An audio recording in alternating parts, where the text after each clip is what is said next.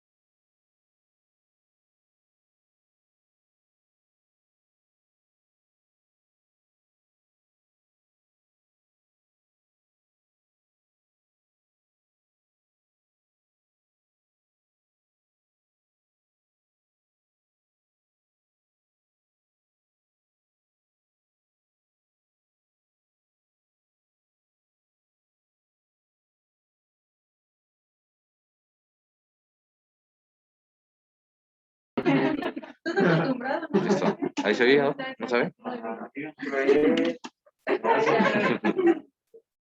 ¿Listo? ¿Sí se escucha? Hola. Sí. Okay. Hola, ¿qué tal, compañeros? Buenos días. El día de hoy vamos a continuar el temario que tenemos programado. Vamos a continuar con la clase de dengue.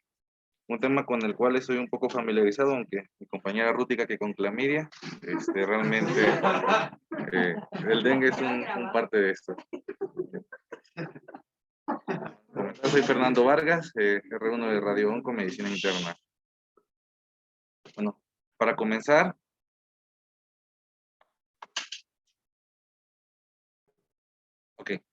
vamos a hablar un poco de la historia sobre el dengue.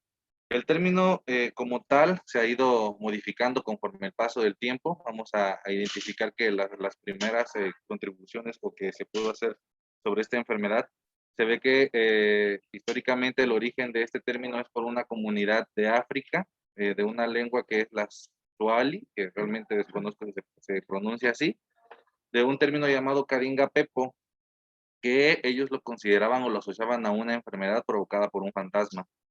Además de que en este mismo idioma se abrevió y se utilizaba el término dinga, que posteriormente en el castellano fue modificado a dengue para hacerse referencia a esta enfermedad.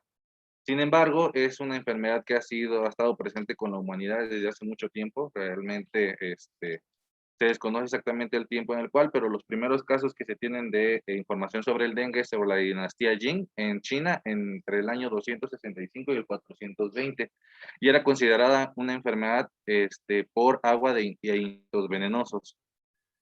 Eh, Han pasado muchos años, bueno, entonces se cree que la formación de este virus viene de una modificación del primate, así como sus serotipos, tanto en origen en África como en Asia, y que esos se han ido modificando independientemente. De importancia de nuestro continente, bueno, realmente es una enfermedad nueva, según la Organización Panamericana de la Salud. Los primeros países que presentaron estas enfermedades fue las islas de Martinica y, bueno, la región de Martinica y Guadalupe, aproximadamente en el año de 1635, puesto que esta era una enfermedad que viajó así mucho con otras por las condiciones y porque se necesitaba un vector que no existía en esta parte del mundo para ser transmitida. Y pues bueno, el vector de origen pues es africano, y que llegaron a esta parte del mundo, pues parte de barcos y todo esto que se vivió en esta época.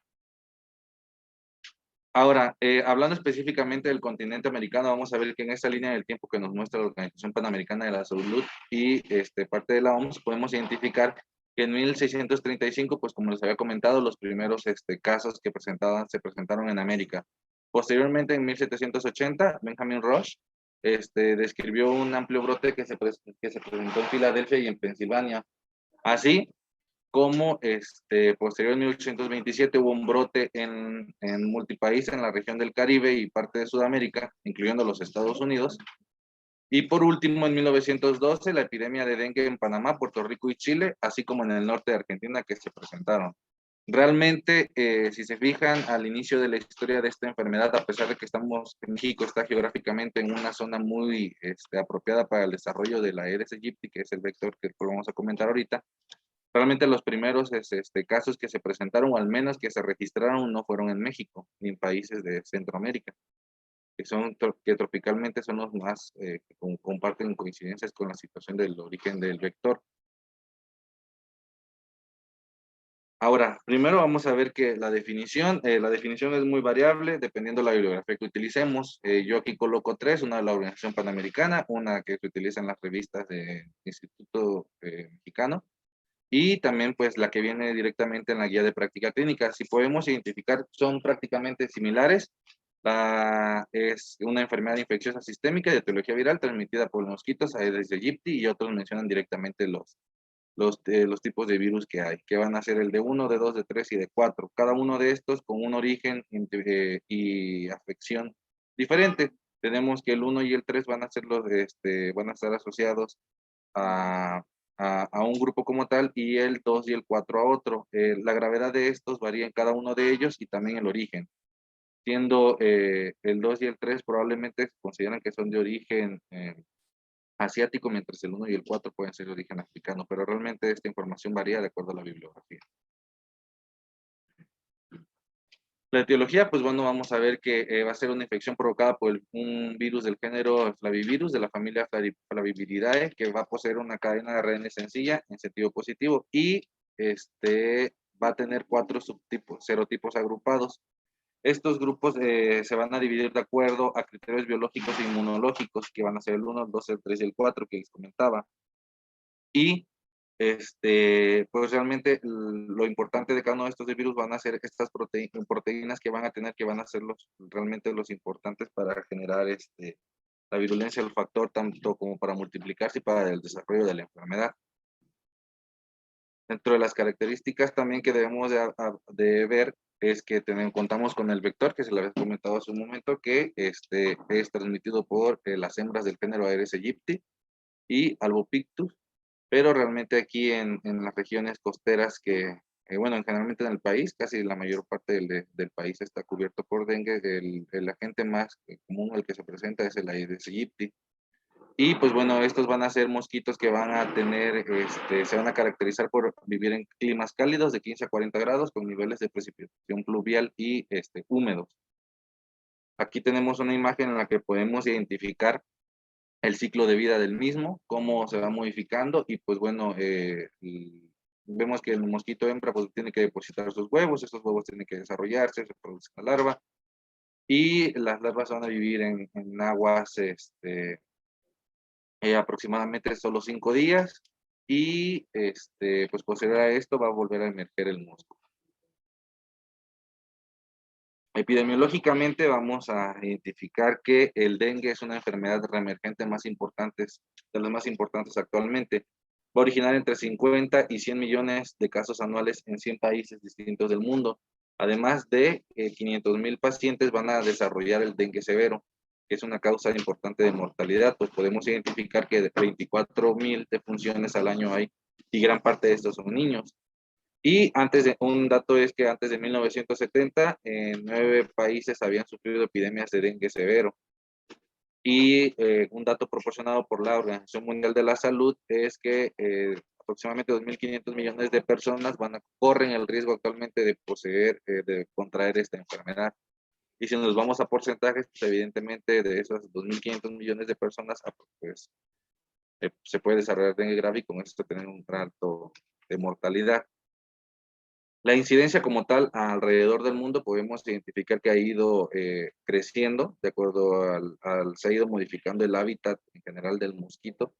Podemos ver que cómo se ha desarrollado vemos que en 1980 pues prácticamente era nulo, era identificadamente únicamente en diversos países, o sea, casi todos los países, pero con unos casos, con una cantidad muy baja. Posteriormente, conforme fueron cambiando los años, vemos que este número de casos ha ido aumentando. Y entonces nosotros empezamos a figurar en la década del 2010 en adelante. Si se fijan, del 2010 al 2014, pues México ya empieza a figurar como uno de los países en los que empieza a presentar mayor casos. Sin embargo, pues queda claro, evidente que parte de Centroamérica y Brasil son los países que más han presentado casos de dengue en los últimos años y que se ha ido desarrollando constantemente. Y ver también lo positivo que uno de los primeros países que incluso se mencionó en haber tenido los primeros casos había sido Cuba y que ha ido, pues ahora sí que prácticamente favoreciéndose y mejorando. De aquí, de igual manera, tenemos una distribución, un mapa en el que podemos identificar los serotipos de dengue en la región de las Américas y podemos identificar cómo se ha ido modificando estos con el paso del tiempo. Estas variaciones, pues si se fijan, no ni siquiera es de mucho tiempo. Podemos identificar cambios severos entre 10 años, entre el año 2000 y el 2010, cómo van cambiando los serotipos que se presentan en la región. Y prácticamente en el 2014, pues podemos ver que en prácticamente todos los países ya contamos, la mayoría de los países se cuentan con los 4 serotipos.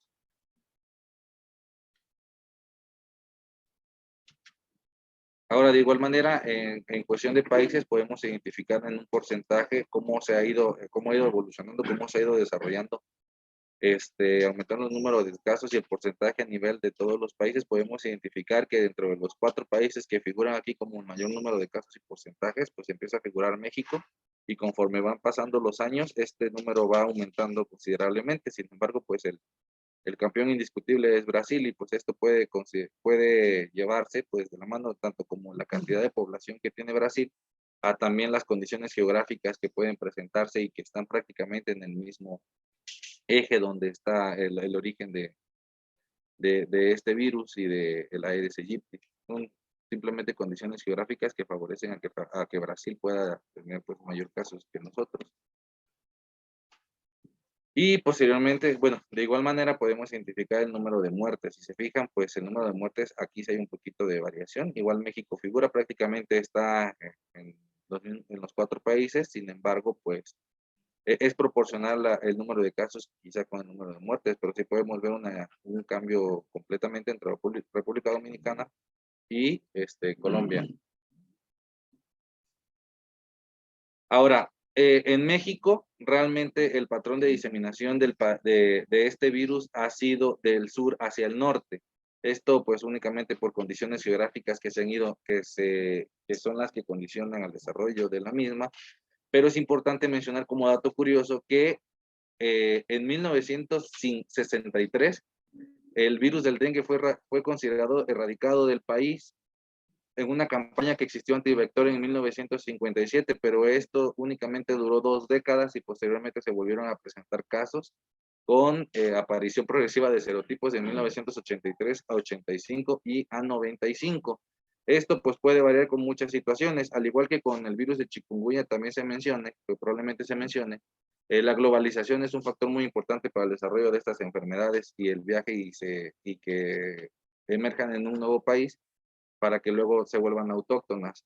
Esto pues pasó prácticamente en estos años en México, pues habíamos tenido eventos importantes, los cuales pues bueno, fueron factores predisponentes para que nosotros ahora volvamos a presentar el virus de esta manera, al igual que el chikungunya lo fue con los eventos deportivos que hubo en Brasil, para que llegaran a esta parte del mundo.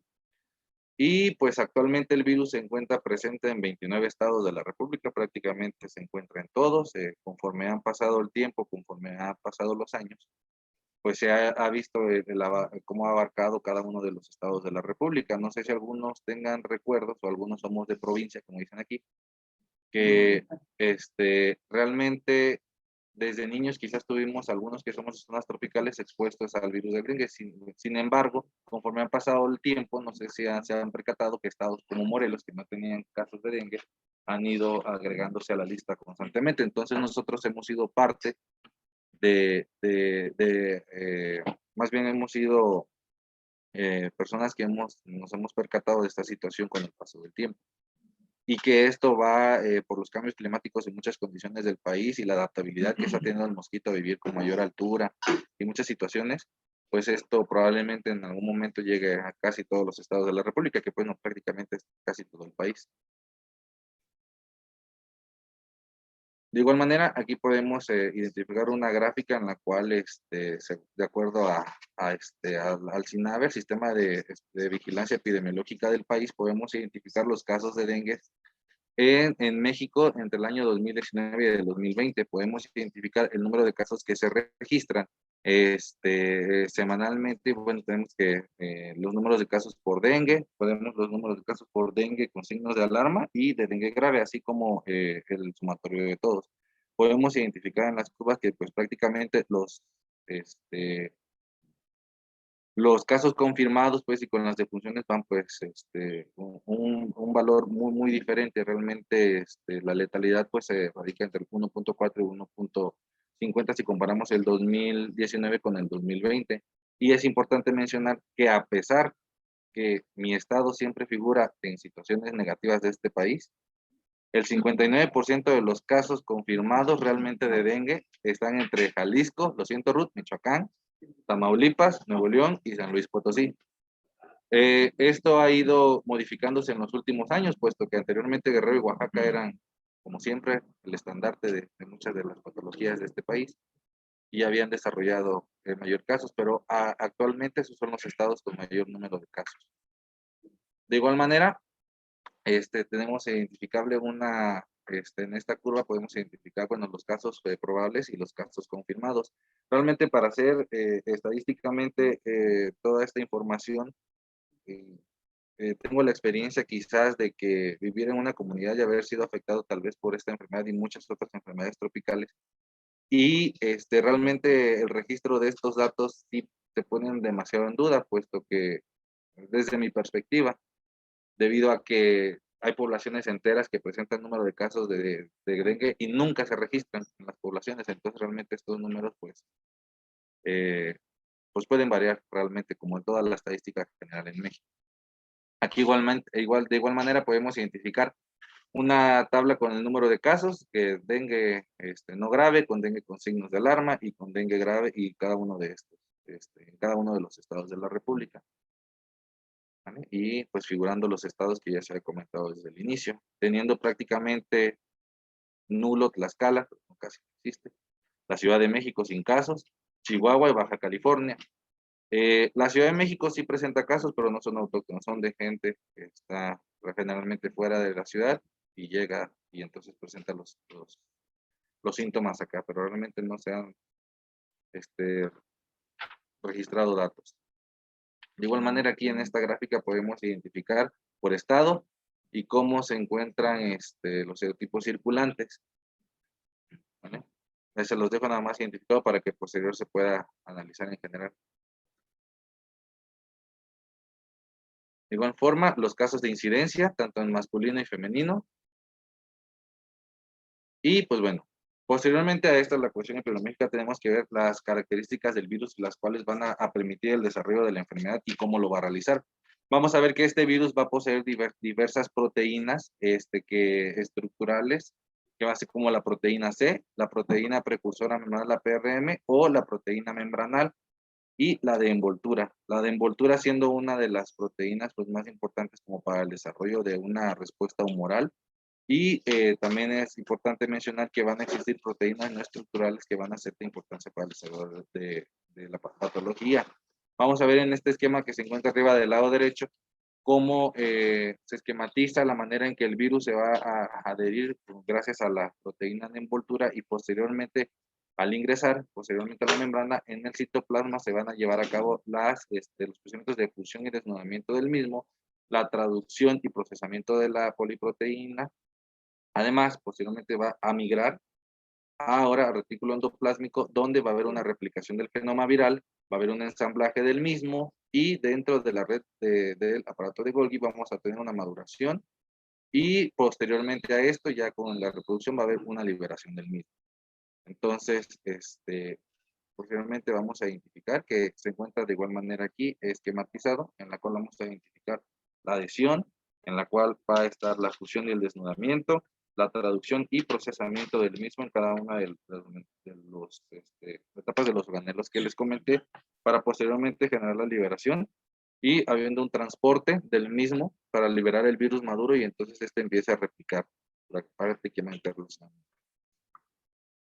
Pero ahora fisiopatológicamente, ¿cómo el virus va a generar una afección o por qué tenemos unas manifestaciones que anteriormente se le llamaban clásicas, pero bueno, es un cuadro inicial y podemos desarrollar un cuadro hemorrágico grave?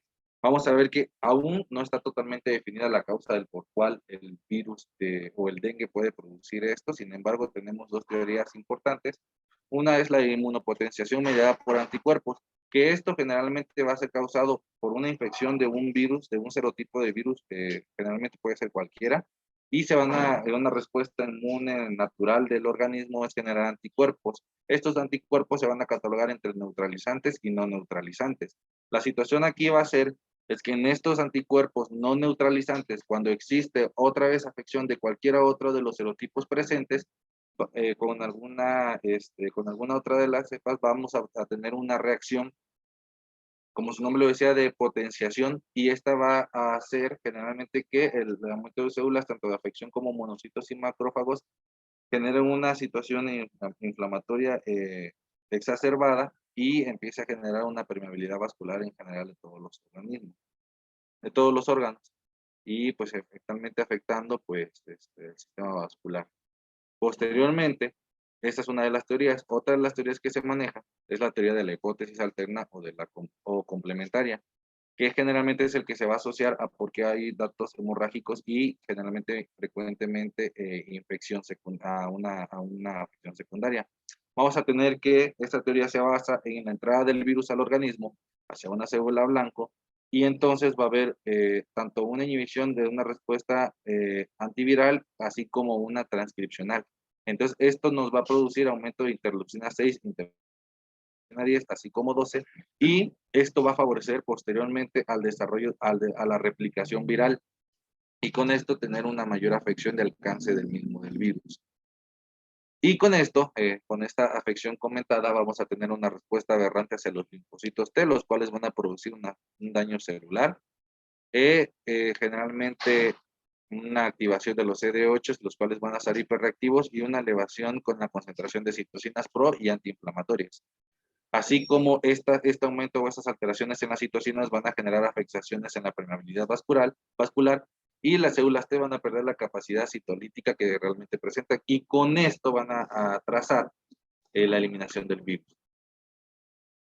Ahora, un dato curioso que encontré dentro de la fisiopatología es por el mismo mecanismo que tiene el virus del dengue, al ser sometido a pacientes que con afección del virus de inmunodeficiencia humana, al afectar a los CD4, no importa, o sea, se ha visto que pacientes que tienen cuenta menor a 150 de CD4, el mismo virus, durante la infección del dengue y la carga viral disminuida, es por, generalmente la proteína estructural es una de las importantes que va a modificar esto. El virus del dengue va a reducir la expresión de CD4 en la superficie de las células T, y con esto va a inhibir la infección y la replicación del virus de la inmunodeficiencia humana. Entonces, debido al mecanismo de acción que tiene el virus de dengue, realmente podemos identificar de alguna manera, entorpece el desarrollo de la patología, bueno, producida por virus de la inmunodeficiencia humana, con un conteo incluso por debajo de 150. Entonces, es como un dato curioso dentro de la fisiopatología que se presenta. Sin embargo, vamos a tener tres caminos principales de afección durante el camino del virus. Generalmente el virus pues, va a entrar por medio de la piel, por la picadura del mosquito, va a afectar la piel, posteriormente va a migrar a los nódulos linfáticos regionales y generalmente va a dar la viremia primaria.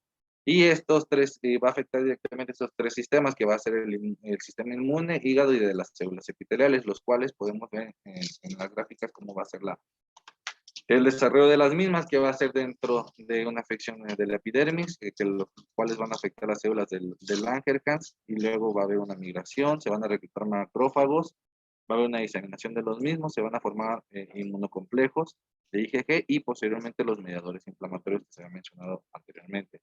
Y del hígado, pues vamos a ver que va a haber necrosis, esteatosis, va a haber afección de Pulsiman y apoptosis vírica no inflamatoria.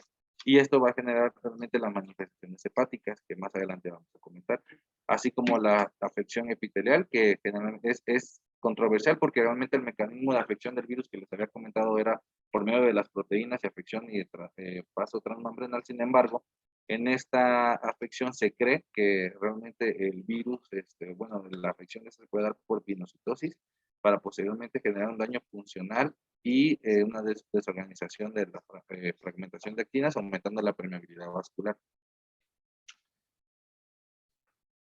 Y bueno, durante la infección del virus del dengue se va a activar el sistema del complemento, el cual va a ser generalmente va a estar, se va a dar en la fase de caída de la fiebre, y pues se va a generar un inmunocomplejo, que posiblemente es el C5b, C9, y va a disparar realmente las reacciones celulares, le estima la producción de citocinas, el cual va a favorecer el desarrollo del dengue grave, con manifestaciones graves. Ahora, ahorita pues he estado utilizando términos en referencia al cuadro del dengue, y pues vemos que la OMS en los años 70 la fiebre del dengue la clasificaba en dengue clásico, hemorrágico y choque. Actualmente no es vigente.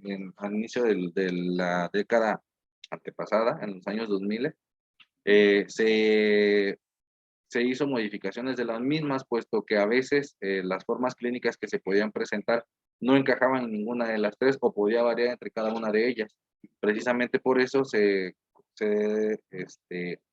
modificó de igual manera para que se pueda agrupar de una manera mejor. Y pues bueno, uno de los casos inusuales en los cuales se puede presentar el dengue es como falla hepática fulminante, miocardiopatía, encefalopatía y hemorragias focales. Realmente, una cuestión estadística, no puedo identificar el número de casos, al menos en México, que se presente como esta causa. Quiero pensar que generalmente se asocia a otro tipo de, de patologías, o más bien de que no lo asocian directamente a dengue. Ahora, vamos a tener diversas fases y cuadros que se van a presentar del dengue. Vamos a tener una fase febril, que generalmente posterior a la entrada del virus va a ser un cuadro en el que se va a presentar entre 2 a 4 días, y va a ser característico pues prácticamente por mialgias, artralgias, enrojecimiento facial, cefalea, fiebre, y generalmente es el periodo de Viremen en el cual va a haber una disminución de los glóbulos blancos. Y uno de los datos clínicos que generalmente asociados a esto es el dolor retroocular, que a diferencia de bueno, cada una de las enfermedades con las que tiene que hacerse diagnóstico diferencial, puede ser uno de los datos pivotes que, bueno, uno de los datos que nos puede orientar prácticamente en esta patología, pero pues si vemos lo demás es totalmente inespecífico. Hasta COVID cumple con alguno de esos criterios.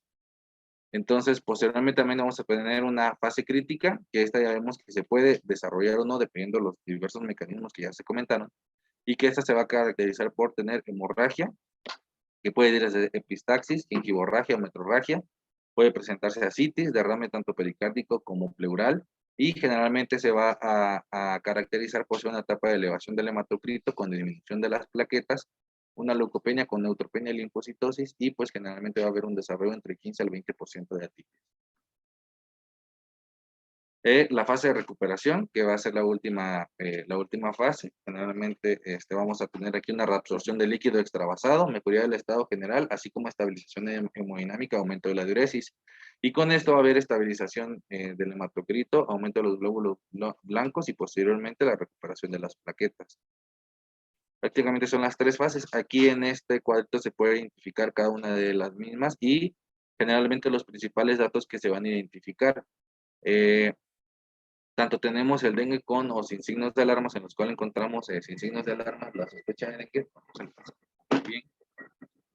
Pero bueno, y además como con signos de alerta, que podemos ver que son el dolor abdominal, vómitos persistentes, hemorragia de mucosas, letargo, agitación, hepatomegalia mayor a 2 centímetros, y aumento del hematocrito con disminución de las plaquetas, que generalmente es en lo que se basan los médicos en comunidades rurales, prácticamente con las situaciones clínicas y con la manifestación que se pueden evidenciar por laboratorio, no tanto por la prueba. Generalmente, o sea, desafortunadamente el diagnóstico generalmente lo hacen así. Y pues también tenemos los datos clínicos del dengue severo, que se va a hacer con una permeabilidad vascular severa, hemorragia severa y disfunción con falla, disfunción severa de múltiples órganos. Y vamos a tener que van a ser causados tanto por la permeabilidad vascular severa, la hemorragia severa y la disfunción del mismo. Aquí podemos identificar en esta tabla tanto el desarrollo de los días como tanto el desarrollo de la clínica y de las afecciones que hay durante un tiempo de la afección del virus. Podemos ver que tanto podemos ver en el desarrollo de días, la temperatura que va a ser oscilante va a ir aumentando en los primeros días, posteriormente va a disminuir con un pequeño pico nuevamente. Los eventos clínicos generalmente que vamos a encontrar, la deshidratación, en los días más graves de entre el 3 al 6, vamos a identificar choque o hemorragias o daños a órganos y posteriormente la etapa de la resolución. Los cambios en las alteraciones del laboratorio, vemos que el hematocrito tiene la alta, en los días más graves va a estar por encima, al igual que las plaquetas, pues va a ser totalmente lo contrario. Y serológicamente, cómo vamos a identificar pues cada uno de las acciones del virus, y está dividido totalmente en la fase febril, la fase crítica y la fase de recuperación, que es generalmente el curso natural de la enfermedad. Ahora, pues inmediatamente cuando tengamos un paciente realmente con sospecha de dengue, pues se tiene que hacer inmediatamente pues, los estudios de laboratorio, en los cuales esto es sacado de la guía de práctica clínica. Se tienen que solicitar inmediatamente pruebas de funcionamiento hepático, biometría hemática, glucosa, electrolitos séricos, urea, bicarbonato, enzimas cardíacas, realmente pues hacer un abordaje general del paciente, puesto que el abordaje diagnóstico esencialmente tiene que ser considerado con la historia clínica, se tiene que sospechar primero de esta enfermedad, puesto que quizás por no estar familiarizado con esta patología nunca la pensemos, pero se tiene que sospechar de la misma, se tiene que hacer indagar sobre viajes recientes a zonas tropicales o zonas endémicas de esta patología, y pues se tiene que iniciar con exploración física, generalmente evaluando el estado hemodinámico, las alteraciones que se pueden presentar, el inicio de la fiebre, la cefalea, y pues generalmente también hay un exantema generalizado. Tenemos que tener en cuenta el diagnóstico diferencial. Este diagnóstico, pues bueno, se puede hacer con múltiples patologías, como les mencioné, generalmente los síntomas iniciales pues tienden a ser muy inespecíficos y muchas patologías nos los pueden producir. Podemos encontrar desde el paludismo, fiebre tifoidea, leptospirosis, rickettsiosis, shigellosis, faringoamigdalitis, influenza, hasta incluso el mismo COVID actualmente. Sin embargo, las patologías que por obligación tenemos que hacer un diagnóstico diferencial, pues son las mismas patologías que se presentan en esas mismas zonas endémicas y que pues siempre son el reto diagnóstico generalmente, que es entre dengue, chikungunya y Zika, en la cual pues en esta gráfica o en este cuadro podemos identificar las diferencias más considerables entre cada uno de ellos, tanto las cuestiones propias del mismo virus, así como la aparición de síntomas, los síntomas como tal, realmente datos clínicos que te pueden orientar sobre uno sobre la otra.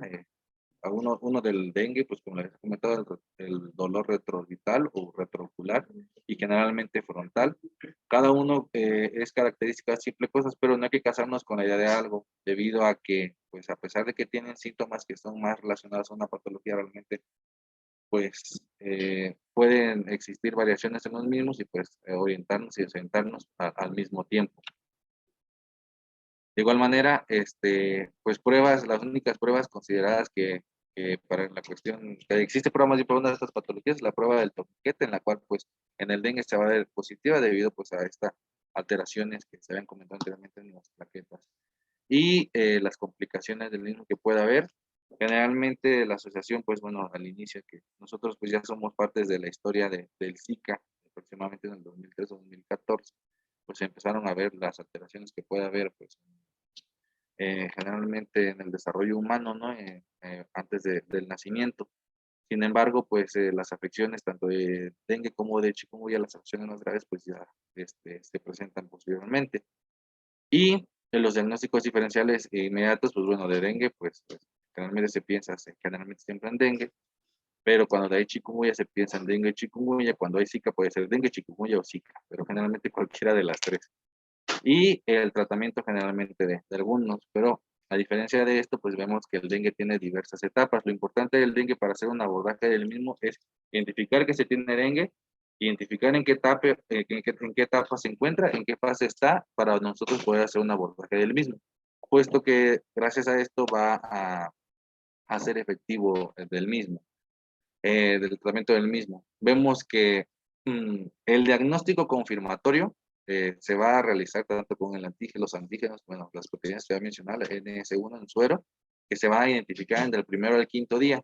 También se puede identificar anticuerpos IgM del sexto al día 35 y también del IgG. Este puede ser con o en ausencia de IgM. Este aislamiento se va a realizar tanto en suero, líquido cefalorraquídeo, puede ser por biopsias hepáticas o directamente por la prueba de PCR. Esto se tiene que hacer inmediatamente en el primer contacto que se tenga con el paciente y generalmente tiene que ser una muestra entre 2 a 3 mililitros sin hemólisis ni lipemia. Aquí sí me gustaría que hubiera una aportación del doctor. Yo estoy muy familiarizado con este tipo de patologías y a mí no me ha tocado ver siquiera que tomen una prueba. Entonces no sé realmente si exista alguna situación metodológica en la cual se pueda realizar la toma de las pruebas, como lo existe o como lo existía en su momento para la influenza, que era de determinado número de pacientes y se le tomaba uno de ellos. La verdad es que las muestras que se llegan a tomar, incluso hay había dos paneles en el instituto. Había un panel múltiple, que era para diagnóstico de CHIK, y dengue. Claro que este panel no estaba autorizado por la FDA y era parte de protocolo.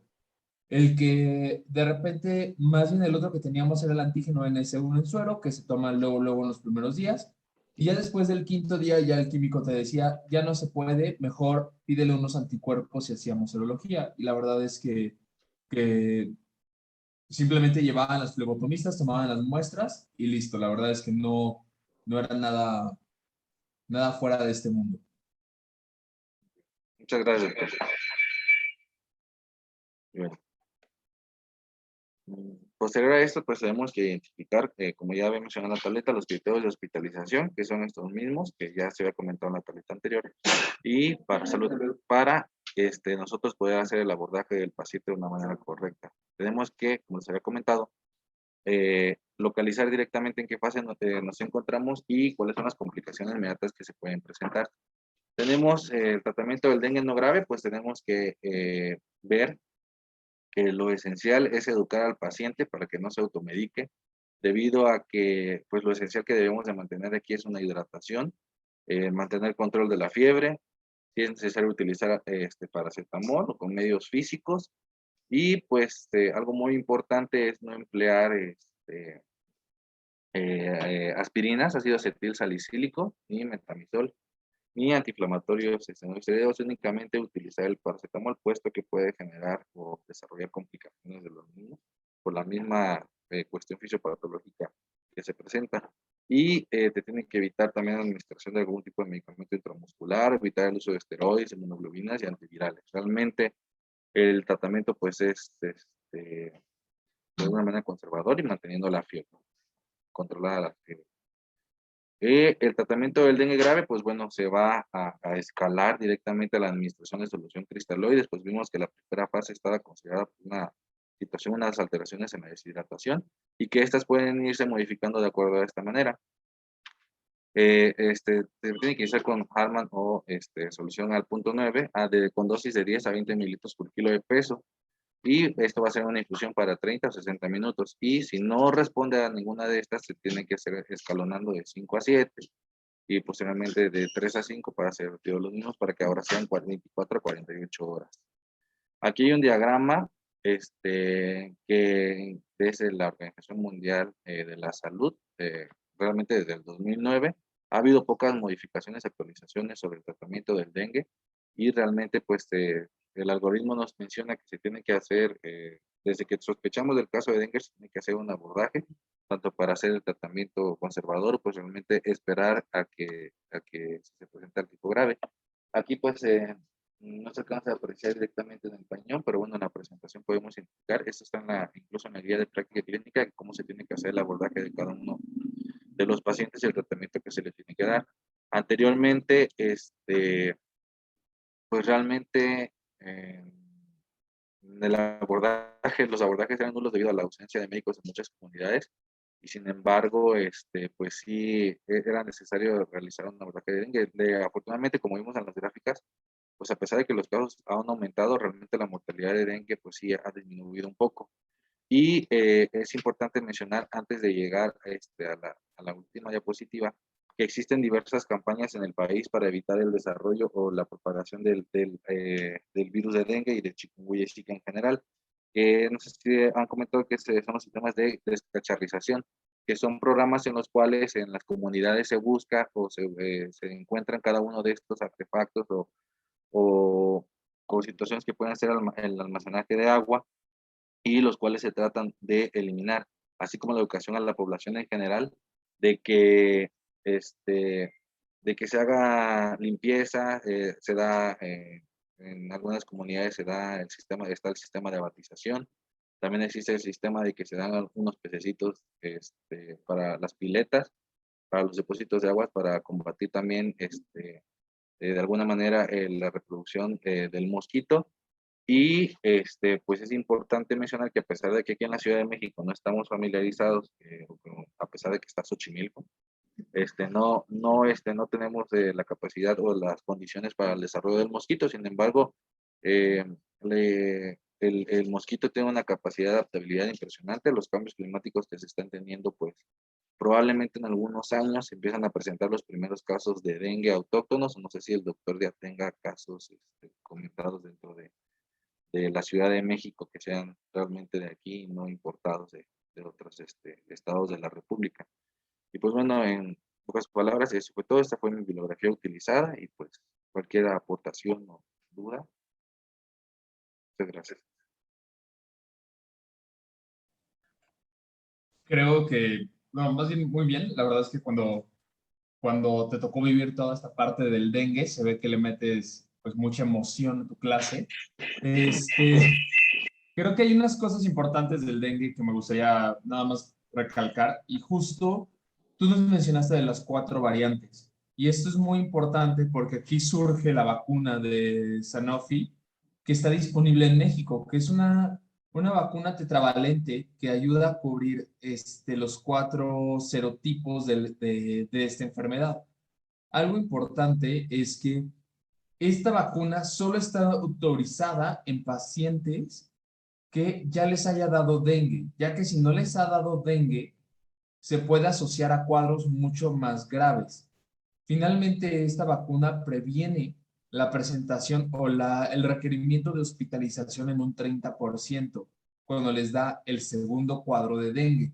Entonces, esto es muy importante para zonas endémicas donde se encuentra la incidencia de casos por arriba del 50%. Entonces, bueno, eso es algo de dengue extra. Creo que dengue es de los diagnósticos difíciles de hacer en la Ciudad de México. No hay casos de aquí. Tenemos una ventaja que es la altura. El mosquito Aedes no llega a vivir tan alto.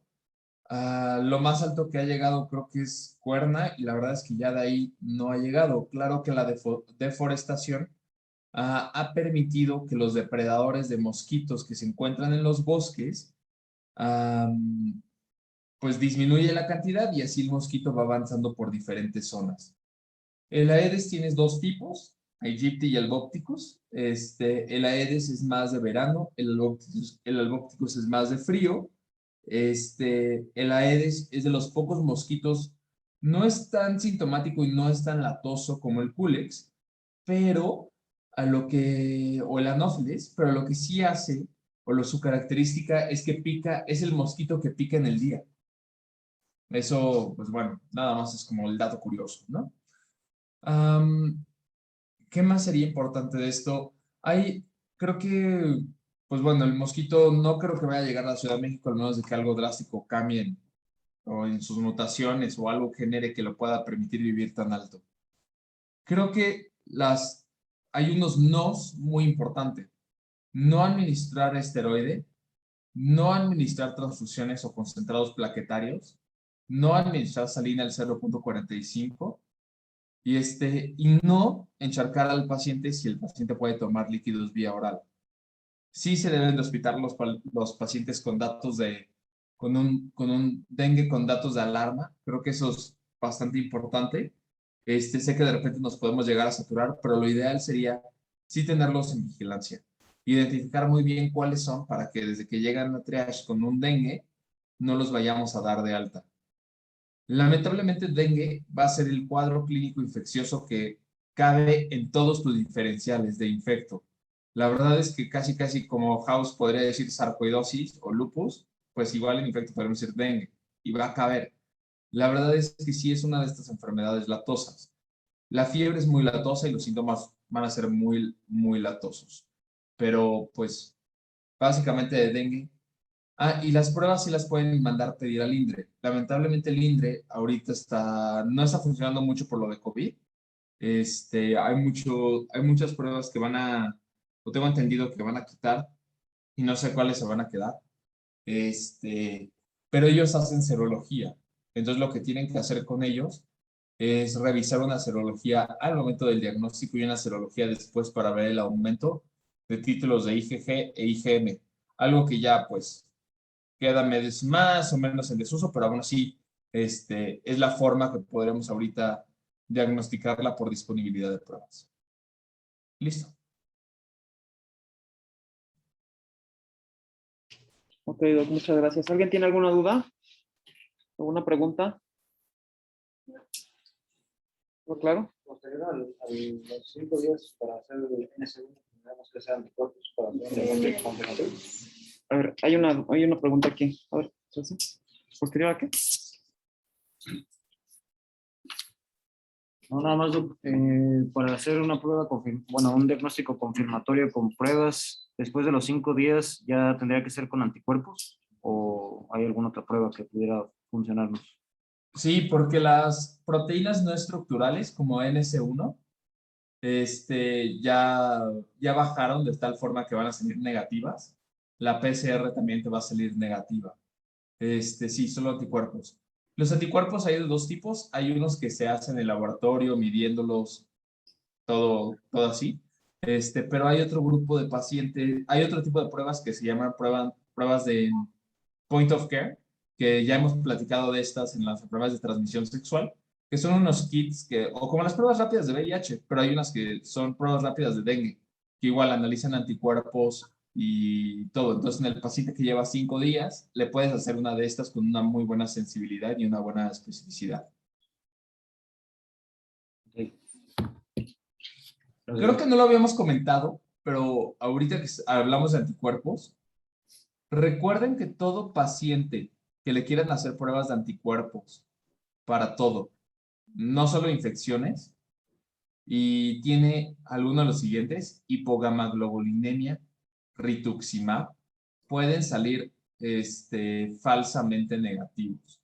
Tienen que tomar mucho en consideración estos antecedentes inmunológicos.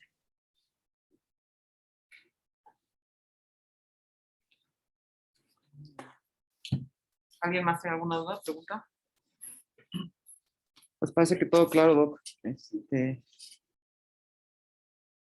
Pues muchas gracias. Nos vemos el día de mañana. ¿Quién tiene? Mañana para Zika. Sí, es que la clase de Diana Silva se pospuso porque ella está de vacaciones, pero trae tema ahí con la conexión de internet. Entonces por eso no se pudo dar. Entonces, ella va a dar su clase el día lunes.